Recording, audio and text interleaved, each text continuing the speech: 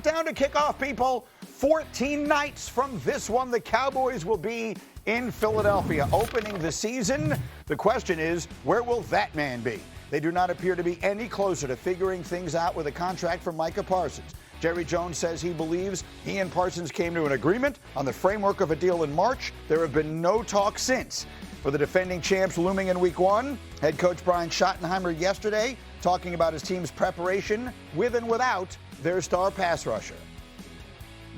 Does it make it harder to scheme a game plan, though, as a head coach without one of your top players? No, because I think at the end of the day, we feel like Mike is going to be out there when we can line up against Philadelphia here in 15 days or whatever it is. And, so no, the answer is, yeah, I feel good about that, yeah.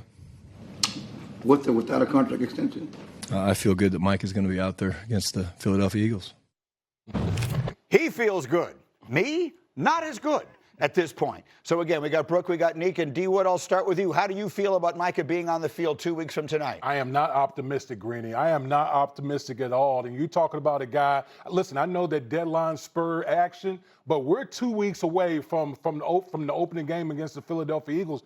Last time I checked, they said this negotiation, this whole thing feels totally different than what we've seen from Dak Prescott, CeeDee Lamb, Trayvon Diggs, all these guys, all the other stars. Zeke back in the day. All that stuff. Everybody's been saying that this thing has been different.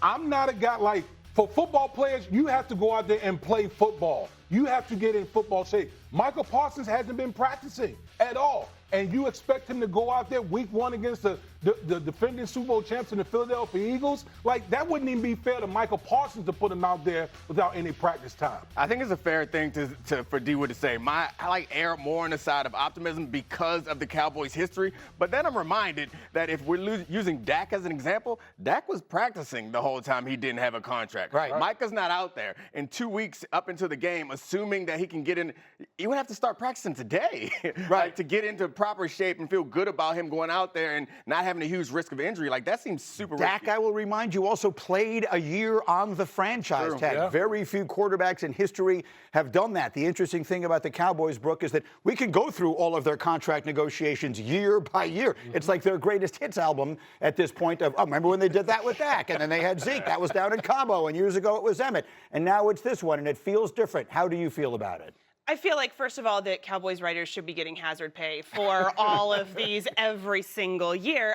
I do agree. It does feel different that it's continuing to be drawn out. But at this point, it does kind of feel like maybe they don't really want to pay him. I mean, maybe they don't want to do this long-term investment, because if they did it, it would have been done. It feels like they are trying to force his hand into saying, okay, fine, I'll play this year. I'll do the franchise tag. Like, this is so contentious that I think that the Cowboys need to stop giving this conversation air with Jerry. But how do you take away Jerry's soapbox? I think Shotty has an opportunity here, because we all view him as a unique type of coach in a situation where Jerry Jones kind of feels like the coach, the GM, and the owner. And like what he said was what most coaches say, but I think he should be more aggressive because of where he is, because of the situation he's in. If he's more outspoken and supportive of his players, there's always going to be a divide on the team. And you want to be on the players' side of that divide, not to be viewed as like a puppet of the management, which I think most coaches under Jerry Jones since Jimmy Johnson have been viewed as some, obviously not Parcells, but have been viewed as some version of that. So my question to you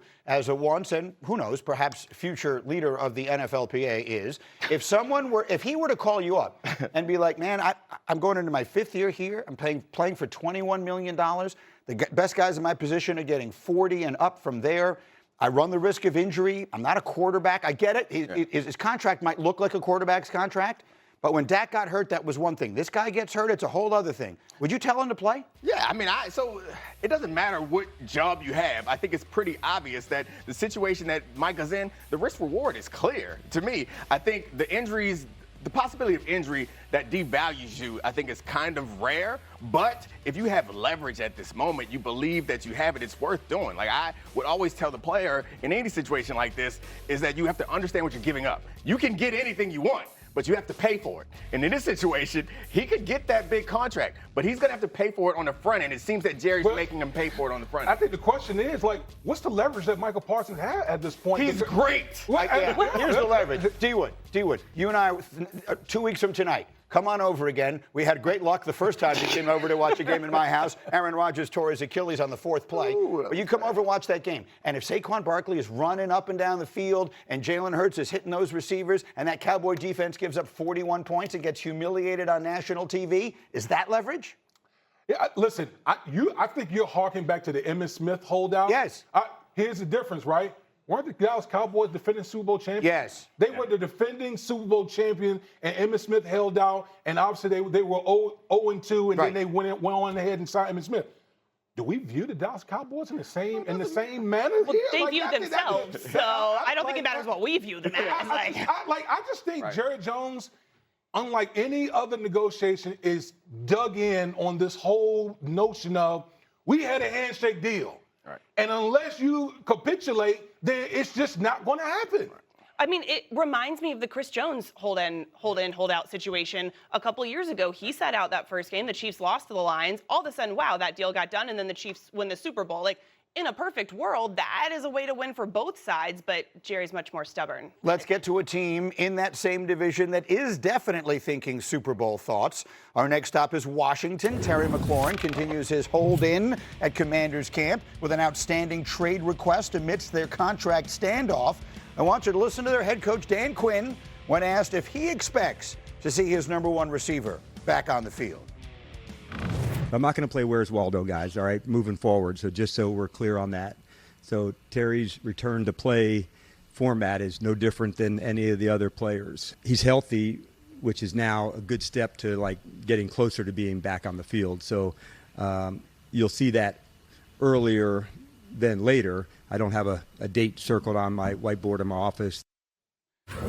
So, Neek, what was the first thought you had when you heard that?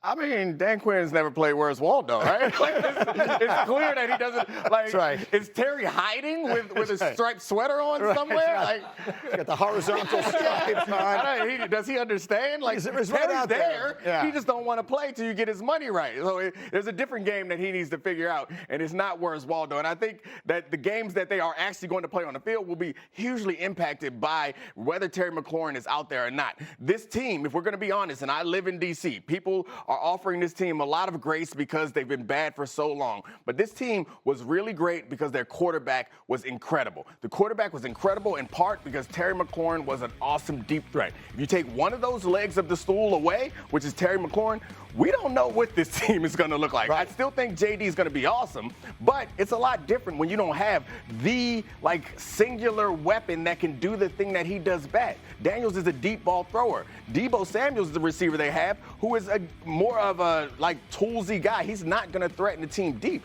This offense is really impacted by whether McLaurin is out there or not. Yeah, I mean, it absolutely is. I also just look at, like, you say you live in D.C. I'm not in D.C., but I'm still paying attention, and I see how good the vibes are around this team. Like, vibes matter, and the McLaurin thing could definitely impact the vibes. I think that everything else is so good that it does kind of overshadow how significant it could be if he's sidelined. Until you start playing and things don't work out. The vibes get real bad if you're not scoring touchdowns. No, but that's such a good point that she's making, I think, because the departure of the previous owner in that regime where everybody hated, and now all of a sudden, it was like a love fest all of a sudden. All of us, I don't have a rooting interest in this. I was rooting for them. Everybody loves that story. How do you let it get derailed by something like this? He's so obviously their most important offensive player besides the quarterback. The quarterback's on the rookie deal. This is another one, maybe not as easy as the Micah one, but it feels like it should have been easy, and somehow they wind up playing Where's Waldo. Yeah, I'm like, this is like a head scratcher to me because, like, you literally have, Jaden Daniels come in and flip this whole organization,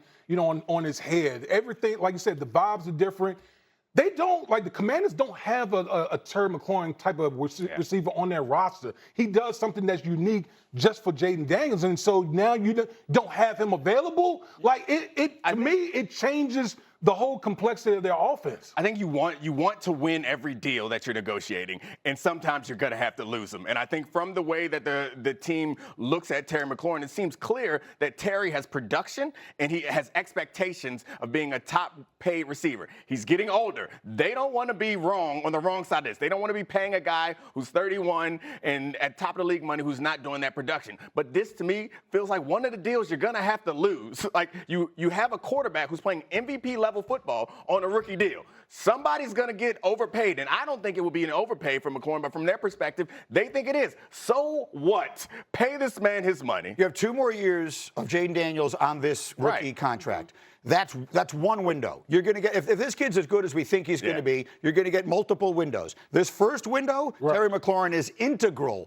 to. Yes. I mean, 2 years is a perfect point because if you could front load Terry's contract 2 years, get out of it after 3, pay him what he deserves, that's essentially Daniels' money that he's going to take when he becomes eligible. Yeah, stop playing Where's Waldo, play Monopoly. Buy Park Place, let's get this thing going. Coming up, all they need is love. But D. Wood over here is going to say Green Bay needs Air Jordan to be better or they're going to get sent packing. That's on the way. Plus, Rodgers and Tomlin, the new dynamic duo in Pittsburgh. I'm going to offer you absolute proof that the Steelers are the steal of the season. That's on the way. Fiery this